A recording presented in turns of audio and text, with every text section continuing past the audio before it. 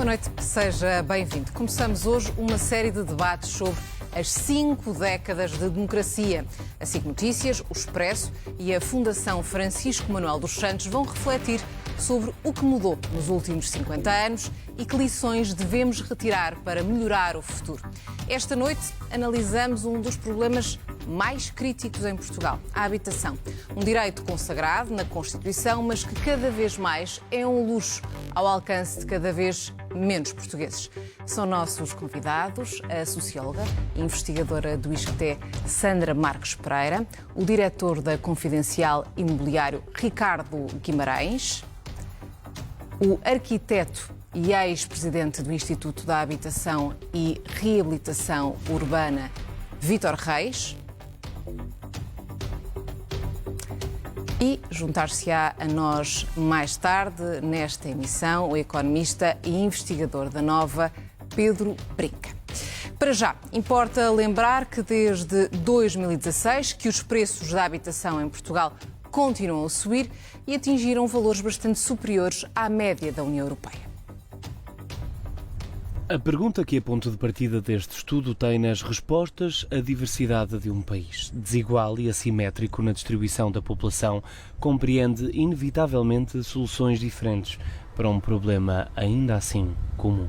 A primeira coisa que o Estado tem que fazer é muito simples, é pegar em todas as políticas que já implementou ao longo destes últimos, nem vou muito longe, 10 anos, e avaliá-las e perceber o que é que correu mal. Isso é a primeira coisa. É muito difícil alguém ter sucesso escolar, ter uma boa qualidade de saúde, se não tiver também habitação que lhe dê conforto, dignidade. O papel fundamental que o Estado tem também é promover o ordenamento do território e a qualificação do mesmo.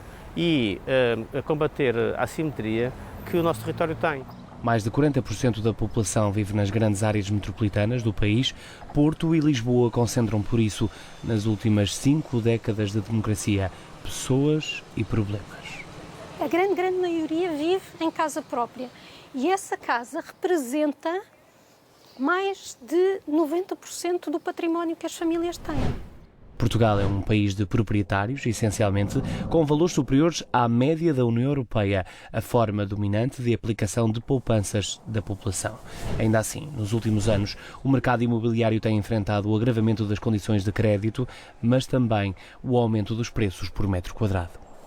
Nós convergimos muito rapidamente para um preço por metro quadrado que neste momento está ao nível das outras capitais europeias, no momento em que a economia está muito globalizada, no momento em que temos a questão das pessoas poderem trabalhar à distância, etc. E, portanto, permite também que haja pessoas que estão a comprar, a ter acesso ao mercado imobiliário de Lisboa com disponibilidades para pagar, com rendimentos que não são compatíveis com os rendimentos ganhos pela generalidade das pessoas em Portugal. Prova disso está no facto de sairmos cada vez mais tarde de casa dos pais. Só na Croácia o cenário é ainda pior. Na ponta oposta estão os suecos, que saem de casa 14 anos antes dos portugueses. O problema pode estar no preço das casas nos grandes centros urbanos, agravado pela pressão turística. Desde 2016 que o valor da habitação não para de aumentar, bastante acima da média da União Europeia, e mesmo com a pandemia a travar o aumento das licenças de alojamento local, o valor médio das rendas continuou a subir. Mas o problema também está na falta de oferta. Faltam casas. Mas também é verdade que há casas que, apesar de tudo, estão vagas e estão disponíveis e que é preciso conseguir atraí-las para o mercado. Nós não temos um modelo que existe noutros países, que é o do promotor imobiliário que constrói especificamente para o caso do arrendamento. Isso é algo que se tem tentado promover, mas depois temos de ter em atenção a parte legislativa. Não é tanto se nós temos um regime mais favorável ou menos favorável, pode ser, enfim, aquilo que for, mas ser pelo menos estável, que permita que não haja incerteza quanto às condições que no futuro vão vigorar. Em menos de uma década, a legislação do setor já passou por 2 reformas, mas este não é o único problema para quem quer arrendar casa. Uma das formas de diminuir a pressão nos centros urbanos é melhorar a qualidade de vida das pessoas que vivem mais fora do centro e melhorar as acessibilidades e a interconectividade, e isso está tudo por fazer. A menos de 1 hora dos grandes centros urbanos faltam acessos, transportes, equipamentos, serviços e até emprego. Um trabalho de fundo e de longo prazo num setor onde os portugueses reconhecem que há uma crise. É o que dizem 90% dos inquiridos nesta sondagem, que sugerem várias medidas para lidar com o problema. Entre as que reúnem maior consenso estão limitar os valores das rendas e reduzir os impostos no mercado. Eu acho que faz sentido falar de habitação pública e, atenção, podemos pensar nesta oferta pública de diferentes formas. Podemos falar de oferta pública enquanto construção pública de habitação propriamente dita, mas também podemos falar aqui de habitação pública num sentido mais lato, de parcerias público-privadas. É o que tem feito Espanha, aqui ao lado, por exemplo, um país que teve de aprender a lidar com a pressão turística e os efeitos da atração do investimento estrangeiro bastante antes de Portugal. Partimos agora para a análise com os nossos convidados. Ricardo, vou começar por si. Isto é uma pergunta para muitos milhões, mas é o nosso ponto de partida para esta conversa. Como é que, no fundo, resolvemos a crise da habitação? Através da liberalização do mercado ou através de uma maior regulação e intervenção do Estado? Bem, antes de mais, muito boa noite. Obrigado pelo convite. Assim aqui à Fundação Manuel dos Santos. Bem, se calhar as coisas não são incompatíveis, não é? Fazer uma escolha entre uma coisa e a outra. Se calhar tem sido um bocadinho um dos equívocos, um dos ruídos nesta discussão que tem havido, um bocadinho de criar essa tensão entre mais Estado ou menos Estado, mais regulação ou mais liberal.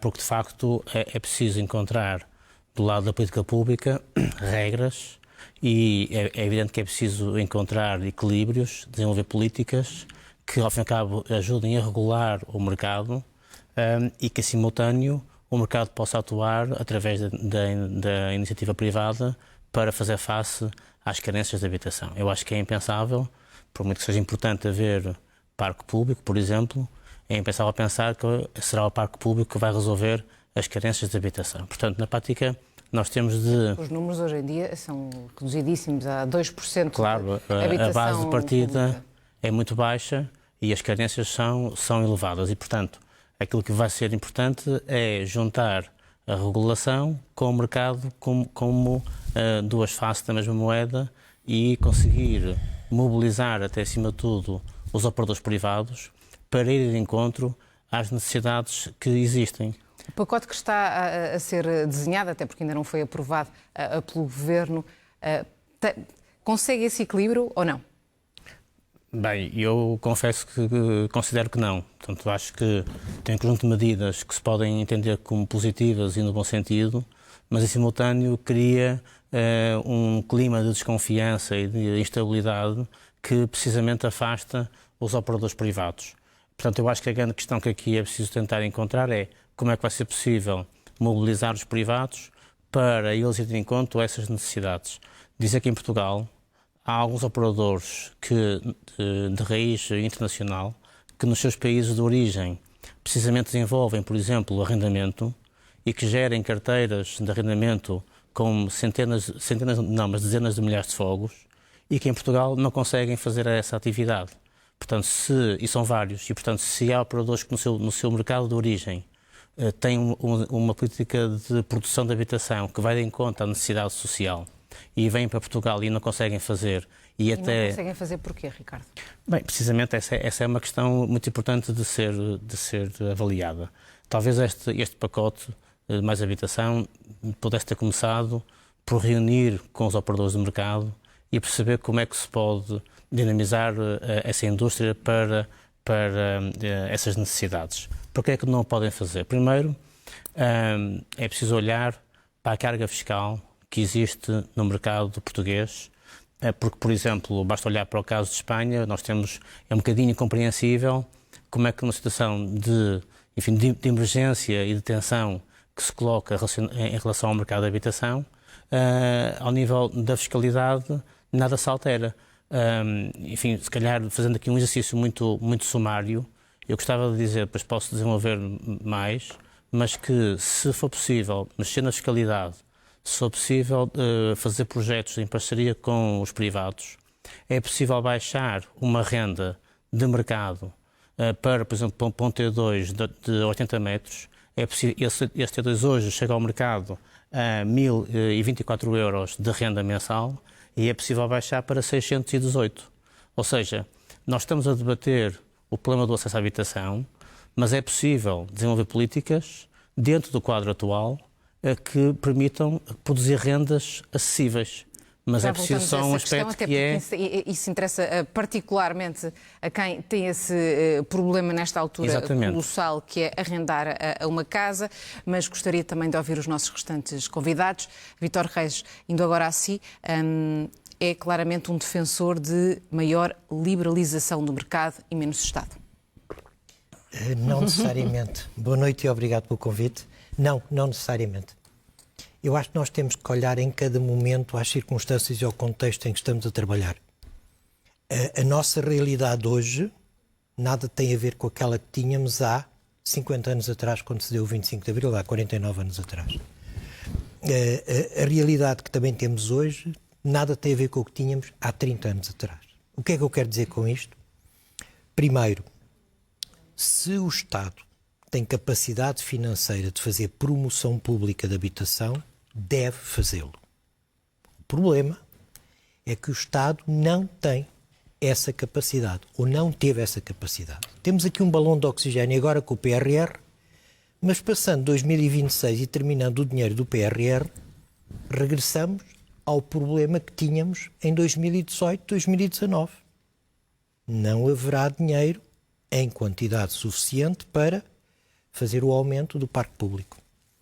Ora, esta ideia, esta dicotomia que se cria de que há de um lado o mercado e do outro lado o público, não são coisas antagónicas.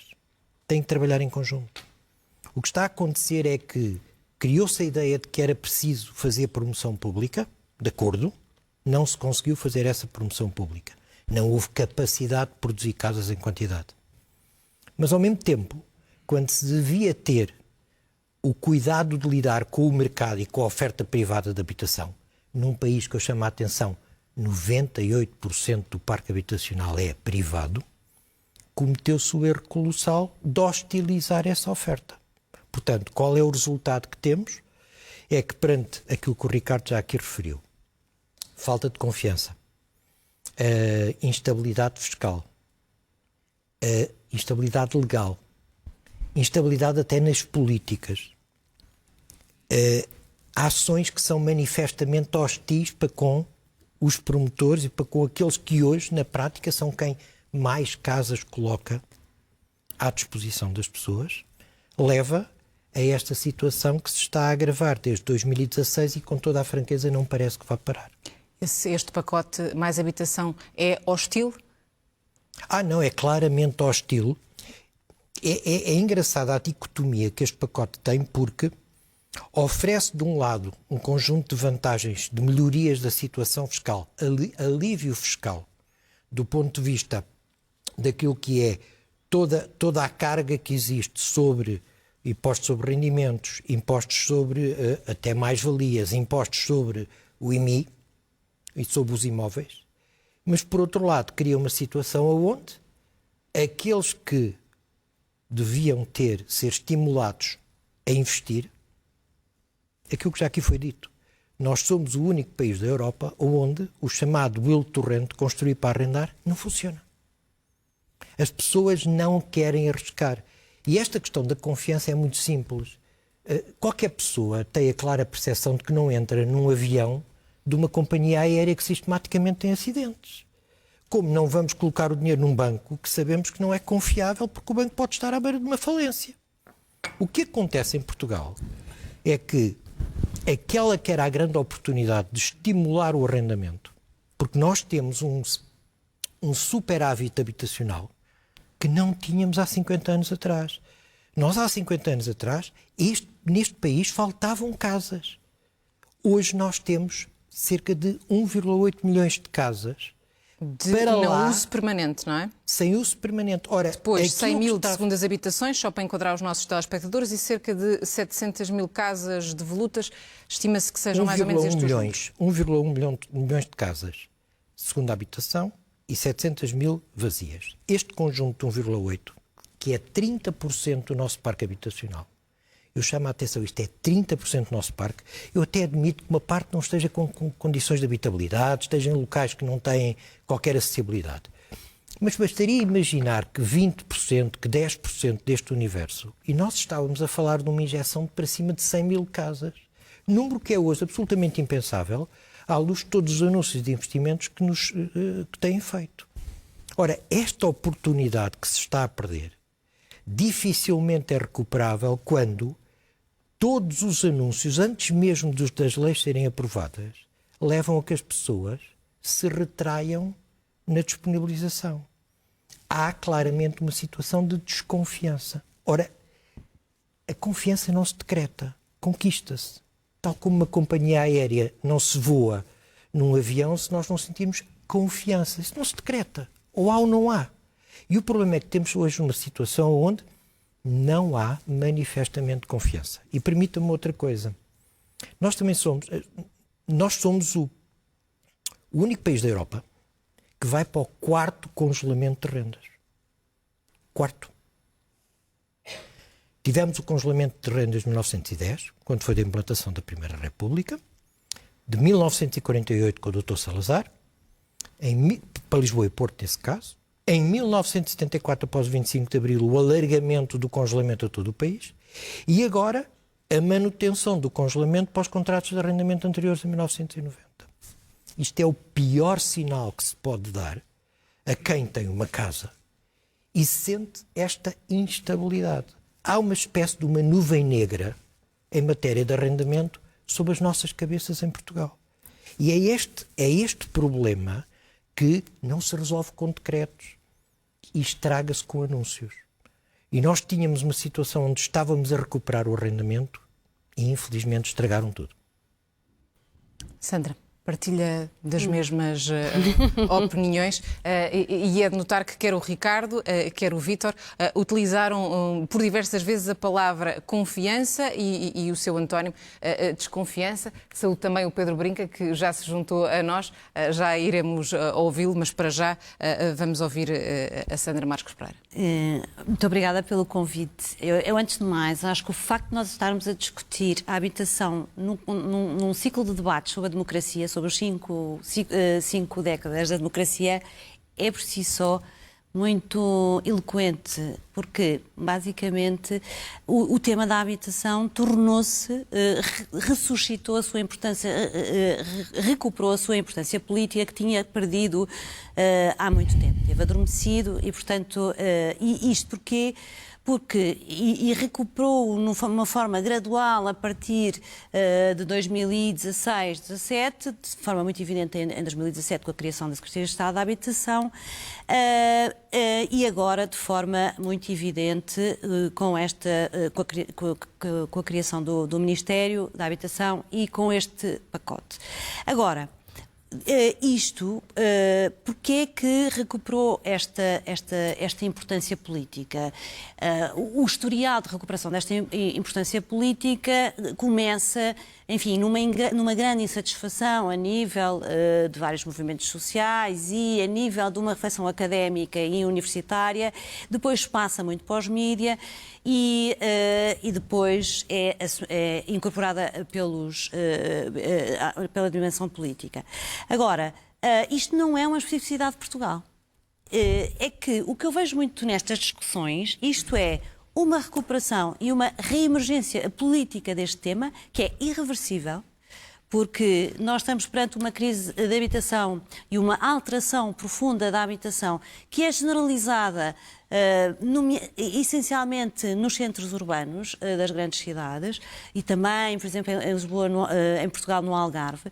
E, portanto, este debate que estamos aqui a fazer não é tal e qual, porque as coisas têm várias especificidades, mas nós vemo-lo em Espanha, vemo-lo na Irlanda, vemo-lo numa série de outros países. E o que caracteriza esta alteração, que é uma alteração não só de reflexão, mas mas uma alteração de olhar para a habitação de políticas, para as políticas de habitação a nível europeu, não é a nível europeu, mas nas várias cidades e nos vários países da Europa, é justamente uma, eu não digo uma recuperação, mas face às circunstâncias em que nós estamos, não quer dizer inflamação, mas um alargamento das funções do Estado que, de certa forma, não estavam a ser realizadas até agora. Nomeadamente, o Estado, claro que depois Portugal e Lisboa Lisboa e o Porto têm especificidades. Já agora, a propósito disso, gostaria de dizer que me faz também muita confusão, tanto estas comparações de Portugal, como dizendo que, reforçando a singularidade de Portugal negativa, como fazer um retrato da realidade portuguesa em termos nacionais, porque há diversidades regionais fortíssimas. Por exemplo, a propriedade em Lisboa é quase 50-50, muito mais abaixo do que no país. E isto é uma característica das cidades que tem que ser contextualizada. Mas relativamente ao Estado, e seja ou não conceptualizado desta forma, as discussões e os debates, os programas políticos que estão a ser implementados a nível europeu, no fundo, têm por base o reforço das várias funções do Estado, algumas delas que não estavam a ser desenvolvidas, nomeadamente, para além da função de facilitador da iniciativa privada, que é uma função muito importante, a função também de providenciador, de providência, de disponibilização da oferta pública, enfim, que estava bastante adormecida, mas também de regulação e fiscalização, que de facto, face à total desregulação do mercado imobiliário que se adensou, se tornou muito óbvia nos últimos 5 anos, por vários fatores que depois podemos ir lá, é efetivamente uma questão inevitável. Pronto. E isto é um debate, quer dizer, há um programa muito similar com algumas diferenças na Irlanda. A Espanha aprovou recentemente, até com grande polémica, e agora veio até a aprovar-se uma nova medida de apoio à propriedade, exatamente para contrabalançar a nova lei da habitação. Enfim, isto não é uma especificidade de Portugal. Mas vê com bons olhos mais Estado, ou pelo menos naquelas medidas que, à partida, e tudo indica que vão ser aprovadas na Assembleia da República. Desculpe, peço desculpa. Eu acho que as coisas têm, de facto, de ser equilibradas, e eu acho que este pacote tem problemas, evidentemente, e tem alguns aspectos que deverão ser seguramente melhorados, mas tem alguns aspectos positivos, alguns aspectos negativos, até acho que já foram, de certa forma, não superados, mas foram reduzidos de alguma maneira com o debate que houve, entretanto, e eu tomo nota que, apesar de tudo, houve alguns recuos nessa dimensão, que algumas pessoas considerarão mais ofensiva do setor privado. Por exemplo, refiro também um aspecto muito importante, que foi a discussão explotada, nomeadamente em termos dos licenciamentos, da facilitação dos licenciamentos, das regulações, etc., que foi um debate seriamente desenvolvido também pelos agentes, nomeadamente projetistas e as autarquias, e aí acho que houve um passo em frente. Depois há aspectos que é preciso melhorar e há fragilidades do ponto de vista estrutural que me parecem, talvez, os aspectos mais importantes, se depois tiver tempo para falar, para a execução destes programas. O Pedro não estava aqui no início, mas começámos, no fundo, por aquela que é a pergunta mais difícil, mas também é a pergunta de partida para este debate, é como é que resolveríamos a crise da habitação, se através de medidas mais liberais ou, pelo contrário, mais Estado. Bem, boa noite e obrigado. Peço desculpa pelo atraso. Eu acho que para podermos ter uma cura é preciso fazer um diagnóstico, e aquilo que eu sinto que está muito ainda por fazer é perceber exatamente a que é que se deve todo o cenário que nós temos estado a ver. Eu concordo que muitas das maleitas que afetam o mercado em Portugal são similares noutras geografias, mas há coisas que são específicas. Portugal, e até uma estatística que o amigo Vítor Reis gosta bastante, em Portugal é o país, em termos a percentagem de pessoas que têm uma segunda habitação e que arrendam essa segunda habitação é 4 vezes inferior à média europeia. Quer dizer, isto é uma especificidade de Portugal. Os preços subiram em Portugal muito mais do que na média da União Europeia. É outra especificidade de Portugal. Por isso, sim, há tendências internacionais que de facto afetam isto e que são comuns com outras geografias, mas também há especificidades em Portugal que é preciso perceber e é preciso diagnosticar. Mas parte da solução passaria exatamente, Pedro, por colocar essas casas no mercado, isto é, tem que se também que tornar atrativo para o proprietário ter essa vontade e ter incentivo para se disponibilizar, não é? Claro, o Vítor Reis fez um estudo em que documentou de forma exaustiva, eu digo exaustiva porque tive que o ler do princípio ao fim, exaustiva, todas as alterações legislativas que sofreu desde 1910, se bem me lembro. E realmente há muitas alterações que não inspiram confiança nas pessoas, as pessoas têm medo de arrendar. E é como estava há bocado a dizer com a metáfora do avião, quer dizer, acontece um acidente, eu arrendo uma casa, tenho um conjunto de problemas, quer dizer, tenho muito receio que no futuro não volte a entrar nesse tipo de situações. Há uma evidência anedótica. Eu sou descendente de retornados, a minha avó veio na altura, Lourenço Marques, para Portugal, com o 25 de Abril perdeu tudo. A minha avó nunca mais quis comprar uma casa, porque achava que se viesse para Portugal comprasse uma casa, de repente podia haver uma revolução e ficar sem ela, não é? Quer dizer, estas coisas criam traumas nas pessoas e é complicado depois dinamizar um mercado para arrendamento, que depois nos leva a estatísticas como estas. Quer dizer, em Portugal, a percentagem de habitações, segundas habitações que são arrendadas é 13,4%. Desceu no período de 2013 a 2017. No resto da União Europeia é 41,14%, aumentou mais de 10% no período que mediou entre 2013 e 2017, exatamente o mesmo período. A questão do pacote mais habitação. Vamos lá ver, eu acho que há medidas para todos os gostos, não é? Há medidas que acho que são consensualmente bem-vindas. Apenas ouvi uma crítica, se não estou em erro, de Rui Tavares do Livre, relativamente a algumas dúvidas que podia ter por questões ecológicas a questão do fim dos licenciamentos, ou de parte dos licenciamentos, do projeto de arquitetura da especialidade. Essas, obviamente, acho que são bem-vindas por todos. Outras são, perdoem uma expressão um bocadinho para inglês ver, quer dizer, a obrigação dos bancos oferecerem um produto de taxa fixa. Quer dizer, bem, em primeiro lugar, eles podem sempre oferecer um produto de taxa fixa com condições que não são realmente vantajosas e, obviamente, que depois ninguém vai ter. Quer dizer, será uma medida que tem pouco impacto. E outras que eu, pessoalmente, até acolho com agrado, por outras razões que não têm nada a ver com a habitação, que é a questão dos vistos gold, não é? Que nós podemos discutir aqui por um conjunto de outras razões, porque é que eu acho correta o fim deste programa, mas, na minha opinião, de certeza que não é por causa da questão da habitação. É óbvio que estamos a falar de um programa que foram 7 mil milhões em 10 anos, 7 mil milhões, 90% foi para o mercado imobiliário, são 6.300 milhões de euros. Destes 6.300 milhões de euros serviram para transacionar 10.322 casas.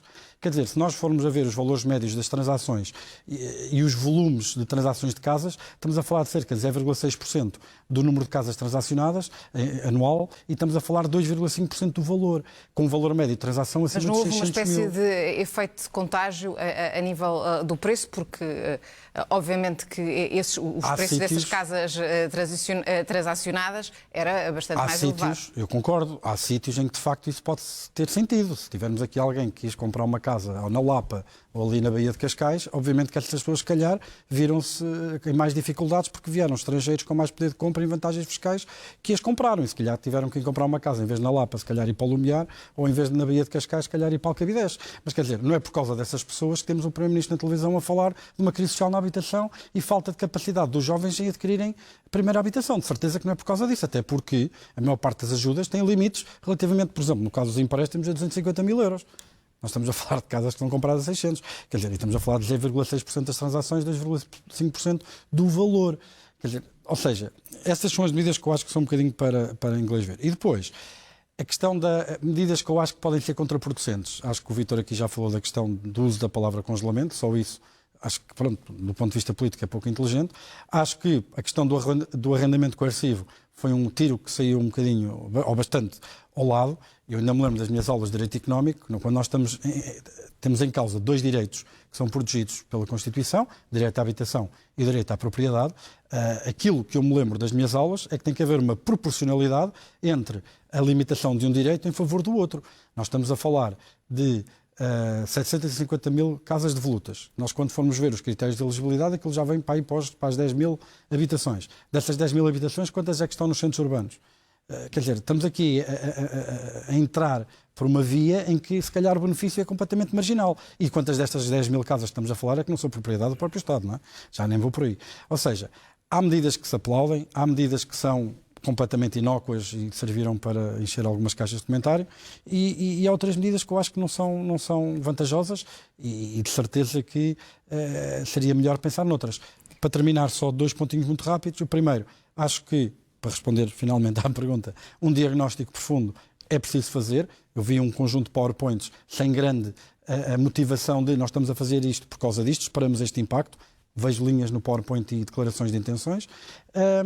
E eu acho que esse, para mim, é o maior problema. É um bocadinho de política à la PowerPoint. Eu acho que isso não é bom para o país. Vamos falar de medidas concretas, Ricardo, que poderiam efetivamente, no fundo, dinamizar e alterar um mercado que está particularmente difícil.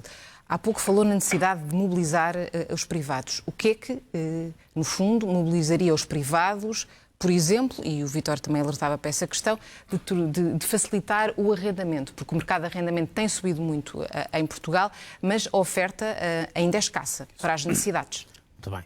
Eu acho que aqui uma questão de base que é preciso tentar estabelecer, que é, aqui o tema é como é que vamos poder oferecer um programa que traga mais casas. Depois a questão são públicas, são privadas, como é que elas são. As pessoas estão a ouvir, querem perceber como é que vamos resolver o problema da habitação. E, de facto, apesar de ser verdade que existe, de tal maneira, este problema não é específico nosso, apesar de tudo, nós temos realmente algumas especificidades. E há coisas que nós não fazemos, que funcionam. Aliás, há aqui uma ironia deste programa, que é, não, entre aspas, copia as políticas que funcionam e copia políticas que já se sabe que não funcionam. E aqui o exemplo, para mim, mais evidente é o caso de Espanha, porque apenas íamos buscar exemplos, não é? Mas se calhar só também no parênteses dizer o seguinte, também é importante, conforme disse o Pedro Brinca, também tentar situar o problema. Porque também não sei se é evidente que há um problema generalizado da habitação. E é mais fácil, se calhar, identificar onde é que o problema, se existe, é mais grave. Os grandes centros urbanos, Lisboa e Porto, em termos de caso. Camadas de população, não digo em geografia. Eu estou a falar em termos de camadas da população. Porque, só de dar aqui um par de números, portanto, 62% dos proprietários dados dos censos não têm crédito à habitação, vivem com a casa paga, portanto 2/3. E a dívida média dos que têm hipoteca é também de 65 mil euros. Portanto, na prática, quem está no mercado, mais ou menos temos uma situação relativamente estabilizada em relação à habitação. Claro que nós temos sempre um problema de habitação, que é todos gostaríamos de estar melhor, mas isso não faz propriamente uma emergência social. Onde é que há os grandes problemas? Há, de facto, no acesso, em especial dos jovens e, claro, das camadas mais desfavorecidas. Mas eu acho que aqui vale a pena também desenhar políticas... Mas hoje em dia, e isso é uma questão importante, quando fala de camadas mais desfavorecidas, fala concretamente de quem? Porque, efetivamente, durante muitos anos habituámos a ouvir falar de uma classe média. E a verdade é que aos preços praticados hoje, quer nos arrendamentos, quer para a compra de habitação, e estou a falar agora e a cingir mais aos centros urbanos, porque efetivamente é aí que residem os principais problemas em Portugal, não têm como, não é? Pronto, mas repare, eu acho que aqui é preciso também fazer alguma seleção de critérios. Portanto, ou seja, eu não tenho capacidade de desenhar política pública, mas se tivesse, escolhia segmentos prioritários, não é? E evidentemente nós não conseguimos atender a todos os segmentos, e até porque há algumas medidas de exceção, só para ir a medidas em concreto. Há medidas que, se calhar, em regime de exceção são aceitáveis e a sua generalização pode não ser. Porque, por exemplo, ao mercado eu dizia, é possível fazer chegar ao mercado casas novas, T2 de 80 metros quadrados, com 618 euros mensais de renda, que é uma renda acessível. E até, inclusivamente, talvez, com zero investimento público. Era preciso desenhar um programa, aqui estava orientado para jovens, que são aqueles que precisam de entrar no mercado. Nós temos que reter os jovens e impedir que imigrem por este motivo. E, portanto, é possível encontrar programas que assentem em solo público, que assentem em tributação, se não zero de IVA, praticamente, que assentem em licenciamento rápido, e a poupança que aqui se introduz num investimento reduz uma renda de mais de 1.000 euros para 600. Isto é uma medida concreta. Inclusivamente, em termos financeiros, este produto, pondo nestes termos, é atrativo para investidores disponíveis para fazer esse investimento. Portanto, ou seja, não dependendo do investimento público e do PRR. Não podemos ter uma política pública que depende de termos pandemias, não é uma medida adequada para ter PRRs. Portanto, nós temos que ter medidas de estabilidade, de folga, que sejam contínuas ao longo do tempo. Nos jovens, por exemplo, há uma coisa aqui muito técnica, que é uma DSTI, uma taxa de esforço, que quem tem contratos de crédito mais recente teve que vencer um teste de taxa de esforço de Euribor vigente mais 3 pontos. Hoje em dia, as famílias pagam uma taxa de juro de cerca de 2,8%. Os juros estão em 3,5%, mas de facto ainda não se repercutiram nas prestações, porque isso é um efeito progressivo. 2,8%, 2,7% está dentro dessa simulação que foi feita. Ou seja, as famílias, genericamente, tiveram capacidade para fazer face a esta situação com mais dificuldade. Os jovens, outra vez, é que ficam numa situação, quem entra no mercado, que tem que contratar um crédito agora, tem que ter capacidade para financeira para um juro de 3 ou 3,5%, mais uma simulação de mais 3. Vai aumentar, pelo menos, Isso significa essas indicações dadas pelo BCE. O governo espanhol anunciou ontem medidas para os jovens, concretas. Portanto, era isso possível. que falta em Portugal, também medidas direcionadas para os jovens. Concretas para os segmentos com mais tensão.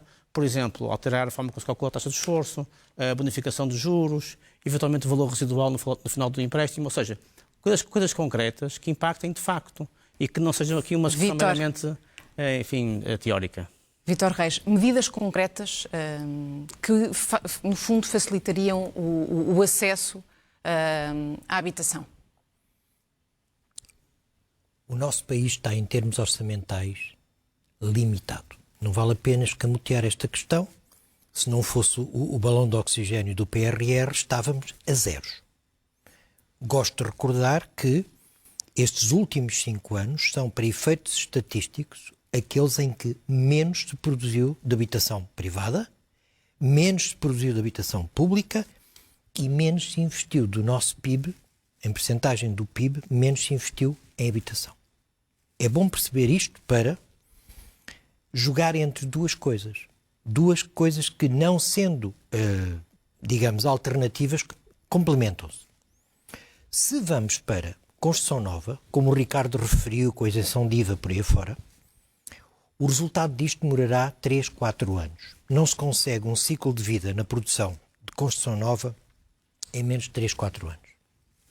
Se formos para o aproveitamento do estoque existente, por via do arrendamento e não da aquisição, nós estaríamos a resolver no imediato aquele que é o principal problema do acesso à habitação, contribuindo para, eu já não digo descer preços, mas pelo menos parar esta cavalgada louca em que estamos a todos os níveis nos preços. Com a quantidade de casas, eu gosto de recordar a experiência que tivemos depois da reforma do arrendamento de 2012. Entraram no mercado de arrendamento em Portugal, no espaço de 6 anos, 140 mil casas. Está a referir-se àquela que ficou conhecida como a Lei chamaram Cristas. A Lei Cristas, a Lei dos Despejos, chamaram todo o tipo de nomes. É a reforma de 2012. Essa reforma permitiu injetar 140 mil casas, em especial nos grandes centros urbanos. Não é por acaso que em 2015 nós não estávamos com os problemas que temos hoje. Foi porque havia um fôlego criado por essa oferta de casas. Se nós não conseguirmos repetir isto, retomar este fôlego, nós não vamos conseguir aliviar, sob todos os pontos de vista, quer os mais idosos que estão a precisar de sair de casas que estão a cair de podres, quer os mais novos que estão a precisar de sair de casa dos pais, quer todos aqueles que, por via da sua mudança profissional, têm que mudar o local onde vivem. Toda esta situação que temos é uma situação de profunda estagnação. E, portanto, nós vivemos num país onde, se houvesse esta política que criasse confiança, nós tínhamos a oferta habitacional, tínhamos uma inundação de casas. E, no entanto, perdoem-me esta imagem, o nosso país parece aquela pessoa que tem água até ao pescoço e está a morrer de sede.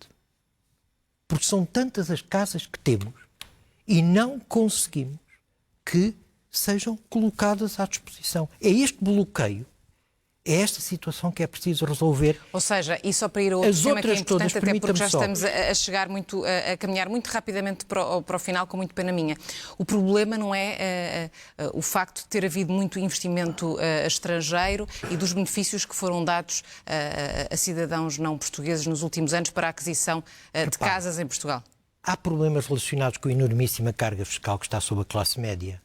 Há problemas relacionados com toda a procura turística que o país teve, que é um ganho de valor a todos os níveis.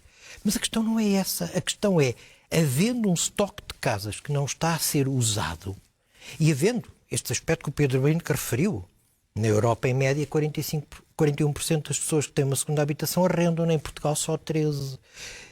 Em Espanha há 90 mil casas feitas nos programas de construir para arrendar. Em Portugal há 0.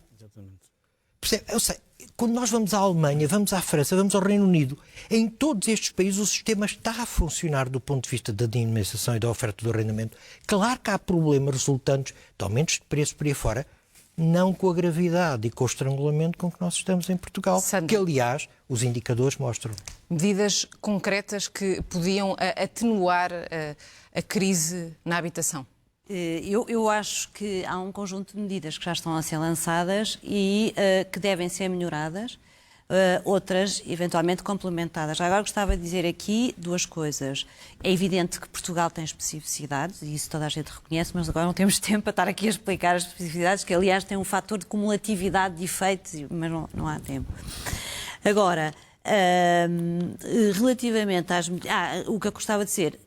o Build to Rent, que é uma prática conhecida, é uma prática que tem tido vários problemas, nomeadamente também nesta escalada dos preços em outros países e cidades da Europa. Isto é uma coisa que, e não é uma questão teórica, a literatura tende a refletir... Está a falar-se os programas de construir para arrendar. Sim, que é, enfim, que genericamente se chama Build to Rent, peço desculpa pelo estrangeirismo, que não era essa... Pronto, tem tido muitos problemas de capitalização desse aspecto. Depois, acho que há aspectos que podem ser melhorados. Eu não entendo como é que a disponibilidade, como é que não se vê. Eu não estou aqui para defender programa nenhum deste governo, mas de facto tenho alguma dificuldade de compreender como é que não se entende que a facilitação, a disponibilização de terrenos ou de imóveis não, edifícios, para a habitação a custos, da habitação acessível não é uma medida que facilite isso. Relativamente ao arrendamento, o que nós vemos nos outros países, este debate dos efeitos perversos, é evidente que há uma questão de limitação das rendas que terá seguramente efeitos perversos, que é uma discussão muito importante que se está a ter neste momento, porque há medidas de limitação das rendas de primeira e de segunda geração, terceira, e hoje tende-se a ser mais gradual e menos numa linha de congelamento das rendas. Mas há medidas importantes que vão...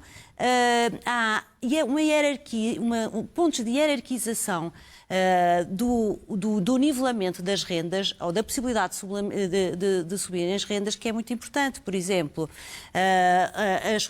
os aspectos físicos do imóvel, se tem ou se não tem eletrodomésticos, o número, a localização. Hoje em dia há uma política muito forte de fazer só, e o que também é discutível, mas estamos aqui de fazer a limitação das rendas em territórios mais pressionados do ponto de vista da pressão imobiliária. Há a questão do número de imóveis, do número de imóveis, ou seja, a dimensão do senhorio, etc, etc. Portanto, é assim, eu acho que há muita coisa a melhorar neste programa, há coisas a complementar neste programa e há, sobretudo, problemas que, para mim, na execução deste programa, são problemas de dimensão estrutural, que têm que ver com a capacidade do Estado e com de executar estas políticas e com a capacidade institucional do Estado e com um outro aspecto fundamental que tem a ver com a articulação das escalas de governação das políticas de habitação local, a metropolitana, a nacional e a europeia. Pedro Brinca, já só temos coisa perto de 4 minutos, portanto vou apelar ao seu extraordinário poder de síntese para nos falar, no fundo, daquilo que, na sua opinião, resolveria a curto prazo a parte do problema que enfrentamos. Não há uma bala mágica, mas, por exemplo, já que só temos pouco tempo, gostava de dizer uma coisa sobre isso, que é, se nós virmos o que está precisamente na Constituição, no direito à habitação, há lá uma coisa que não aparece uma única vez referenciada em todo o programa Mais Habitação, que é desenvolver uma política de transportes que promova o direito à habitação.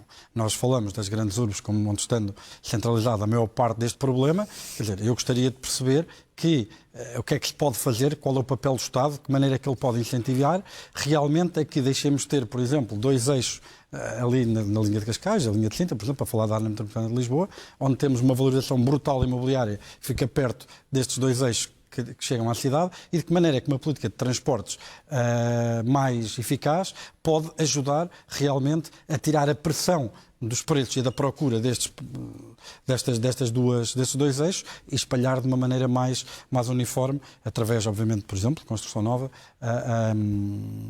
para construir mais parque e promover mais acesso. Muito telegraficamente, uma estatística que eu por acaso vi hoje a tentar preparar-me, uma quebra de 7% na oferta, taxa de variação mensal do mês passado para este mês, parece que é uma tendência já desde o princípio do ano. Desculpe, 7% é o primeiro trimestre de 2023, ou seja, a oferta continua a cair, isto é relativamente preocupante. Relativamente às políticas comparadas, eu acho a ideia extraordinária, eu acho que nós de facto devemos assentar as políticas que propomos com base em exemplos bem-sucedidos de outras geografias, copiar aquilo que está bom e evitar copiar aquilo que está mau, mas é bom lembrar que muitas vezes importar as políticas sem importar os políticos é complicado, porque termos as políticas sem termos quem as implementa da maneira que deve ser pode também não correr bem. Quem as implementa é tão importante como as próprias medidas. E por último, e esta parte, na parte da democracia, como referiu muito bem, eu acho que é bom fazer uma nota. A aquisição de habitação é a forma dominante de poupança em Portugal.